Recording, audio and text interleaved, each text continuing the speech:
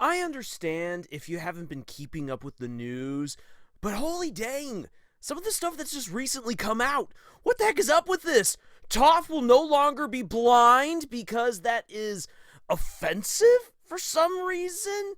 Hello! That's one of the things that makes Toph so special is that she's able to develop all these amazing earthbending techniques because she cannot rely on her sight. Holy cow! But then we got something that's kind of really cool right here, though. Where did this come from? Brandon Sanderson gets stranded on the side of the road and writes an entirely new book while waiting for roadside assistance? How long did it take for them to get there? Half an hour? Jeez, guys, you gotta pick up the pace. And then this. Some people will be really happy about this, but I don't know. I'm getting some bad vibes. Disney will buy up RWBY from Warner Brothers and then reboot it in order to connect with younger teenage girls. Look, I understand that this is absolutely a show for younger audiences, and it should definitely appeal to girls as well as to all the guys because of all the great action and whatnot that's in the earlier seasons.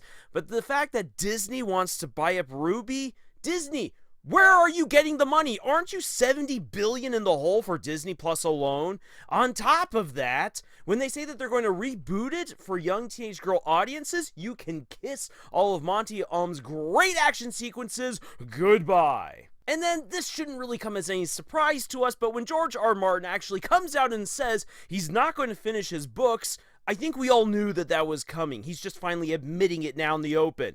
But then to say this, Bran was always going to be king. That was the plan from the very first book, so therefore I've got no intention on finishing my books. The show already gave you the ending. George, this is how you're going to treat your fans of what now, nearly 3 decades? My dude, come on. And then we get this announcement right here. This may be a bit presumptuous, but here it is. Book Talk is now going to start taking over all of the publishing and advertising work for new authors going forward. Tor, Penguin, Random House, they're going to stay with the people that they've already made contracts with. But from now on, if you want a contract in publishing, you have to go to Book Talk. And Book Talk as a whole has to actually accept you before you can now become a fully accredited published author. And then finally, just this morning, we find out that Kong and Godzilla will break all the norms in the upcoming movie by getting together. Aw, isn't that just so sweet? If by now you haven't figured out what's going on here, happy April Fools, everyone! Ha ha! But wait! Doesn't all of this sound, sadly, exactly like something that we would find in the news? This is stupid! And really, all of this, except for you, Brandon Sanderson, because you, Brandon Sanderson Senpai, you are an absolute gem. You are the absolute best. And I do believe that you could crank out an entire book within half an hour. But as for the rest of this, you could absolutely see Disney doing something stupid like buying out a property that they have no right whatsoever to do anything with because of how they have butchered so many of their other acquired IPs. Plus, unfortunately, we haven't heard any good news about RWBY recently, so there's that. George R. R. Martin would absolutely slap his fans in the face, and also, he did telegraph. He very, very loudly telegraphed where the Game of Thrones series as a whole was going to go. I already knew the ending to A Song of Ice and Fire by I think like chapter 10 because he so loudly telegraphed where it was all going to go. In any case, there's that. Godzilla and Kong, hey, good on you guys for doing well in the box office. But I could absolutely see, again, Warner Brothers pulling shenanigans to win brownie points.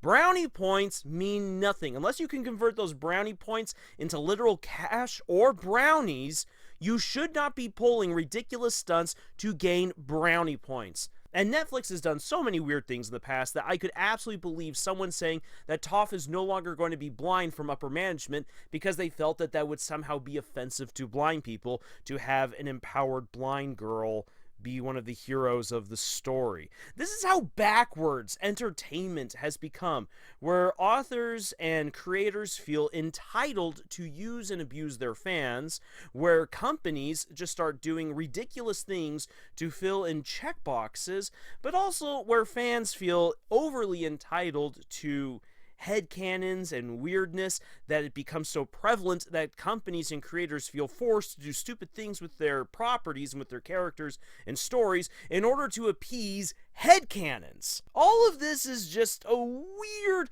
cycle of nonsense that I believe stems from the problem of timidity. Now, please allow me to explain what I mean right here. Timidness, like a timid mouse, where you pull back, where you're trying to run away from conflict. You don't want to make waves. You don't want to cause problems. And that's what I see being really a huge problem.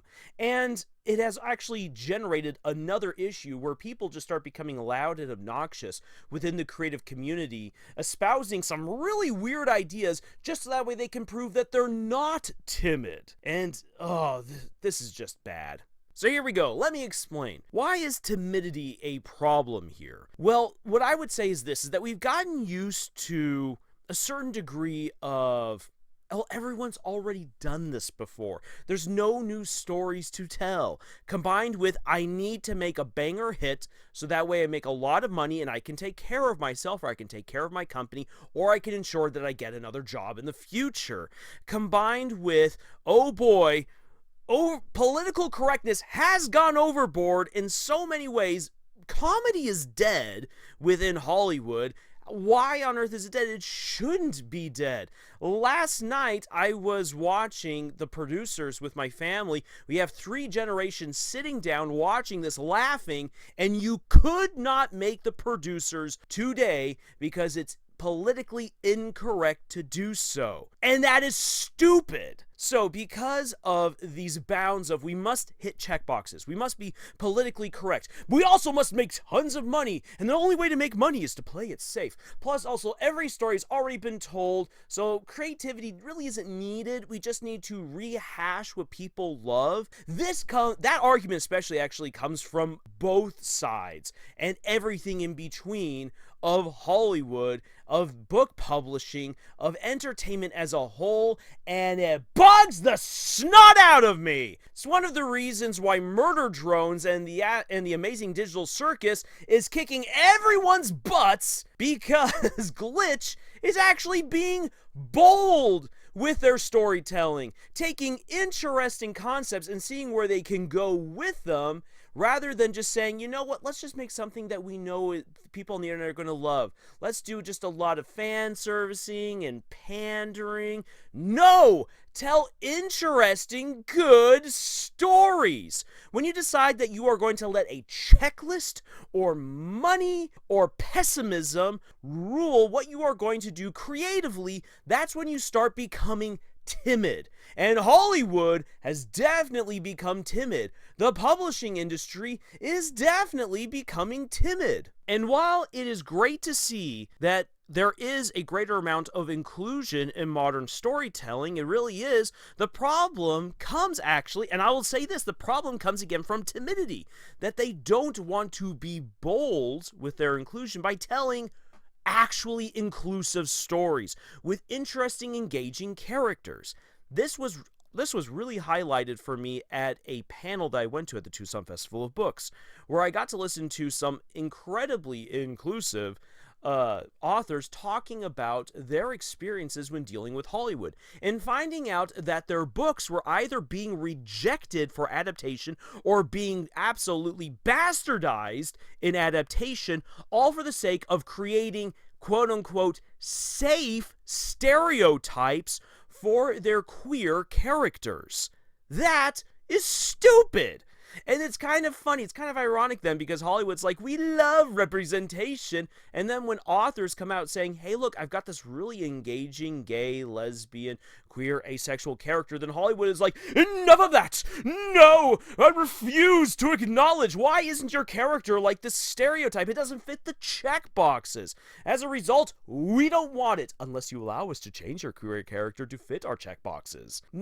What is up with that? And you then ask them, why? Why? Don't we dislike checkboxes? Isn't that we actually want to tell interesting, engaging individual stories? To which they then say, the law requires me to say yes, but really we like to make money, and the only way to make money is to play it safe, and the only way that we'll ever be able to play it safe is if we stick to these stereotypes. This is just one example of that. You can find so many different examples where if you actually dig just a little bit deeper, you find out that one of the reasons why a book is rejected, why a book is not adapted, why a show becomes bastardized, or why a movie franchise suddenly swings into a weird direction is because of timidity. Someone somewhere is afraid of doing something awesome and decides that it's better to play it safe in order to make money, and that by sticking to a prescribed checklist, doesn't that mean that you're actually making the best thing? Don't you make a wonderful meal by just simply following the directions? Follow the directions and everything will be absolutely fine. I don't see why we should rock the boat here. The issue is that, yes, while it is good to follow the recipes within your cookbooks, and you can follow prescribed patterns and methods and advice for creating your stories, good stories that manage to resonate with the audience or manage to make an impact are the ones that take a bit of a risk. One of the best bits of advice I ever heard as far as being an author goes comes from Christopher Paolini, who told me directly, you need to be a little bit more arrogant with your stories. You need to tell people, yes, you have heard a dragon story before, because that was the conversation. How can I write a dragon story that other people will really resonate with, that they will actually take notice of, rather than just simply saying, it's another dragon story? He said, you need to be arrogant. You need to let people know, yes, you have heard dragon stories before, but you haven't heard my dragon story yet. You need to see what I can do with all these tropes and with these characters, with this awesome world and its premise. And that's something that we need to see more of from novice authors, from establishment authors, from Hollywood creators, and everyone in between. To say, yes, you have seen a rom-com before, but you haven't seen my rom-com yet. Sure, you may say that comedy is dead, but is it really? Let me show you what I can do with some amazing slapstick humor. Sure, you have read a Space Odyssey before, but what about my Space Odyssey? Yes, you have read plenty of fairy tales before, but what about this fairy tale? What about this take on a fairy tale? Let me show you what can be done with something new, or let me show what new things we can do with something old. Then just start having fun with it. Sure, plenty of these stories have already been told, but you know what? They haven't been told by you yet. What kinds of fun new things can you bring? What kind of splash do you want to make? Get out there, take the L's by doing a belly flop in the pool, do a silly cannonball, because that's the only way that you're going to start making waves, making splashes. And then over time, you're going to learn, oh wait, this is how I can make an awesome swan dive into the pool and not absolutely wreck myself and wow and awe everyone. You need to take off the training wheels. You need to get out of the kiddie pool. You need to no longer be afraid of offending people or of not making money in order to actually enjoy success. Yes, there's going to be failures along the way. Publishing companies in Hollywood don't want to fail anymore because, oh, it's so embarrassing. It takes money out of our pockets. And it's true that will happen. You should be smart to not wreck the bank when you do fail. However, we need to stop being timid. And honestly, it doesn't destroy you and it doesn't cost you much money to just be yourself. And it doesn't wreck the bank or take anything away from you to find stories that interest you and to start telling those stories. Let's bring back boldness to the table. Let's do something fun. Let's do something cool. Even if at the end of the day, only you or a handful of other people think it's cool. I took one of the biggest risks in writing my book, The Monarch Mercenaries, Autonomy, because that book and the entire book series that I've got planned for it is absolutely bonkers, off the rails. No publisher in their right minds would ever pick it up because it just crosses the genres way too much. It's got all these incredible characters with all these fantastic other worlds that people would be like, I don't know what to do with this. You have your space pirates on a quest for revenge, so they go treasure hunting on a cursed ice planet, and then they go to raid, basically pulling off a kind of bank heist over on a steampunk planet, all to then go to a magical planet that basically acts like a cool Death Star that could wipe out the entire universe as we know it, and then they get lost in a nebula that warps your thoughts. Like, where on earth are you coming from with all of this? I'm like, trust me, you gotta read the book. And I know that doesn't sound like I'm selling it very well right here, but let me tell you this. If you want to read something that is absolutely bold and unadulterated itself and just kicks to the curb all of this timidity, then you should read my book, The Monarch Mercenaries. And while it might not be a book that's ever going to end up on the New York Times best-selling list, it's the kind of book that I believe that we need to see more of. Not that we need to see more magical space pirates, but rather we need to see more authors saying, look, I can tell a story that has never been told before. Even if, yeah, there's stories of space pirates and of revenge and of different worlds. Sure, those stories exist, but you haven't yet read my take on those stories. We need to see that boldness again across the entire industry.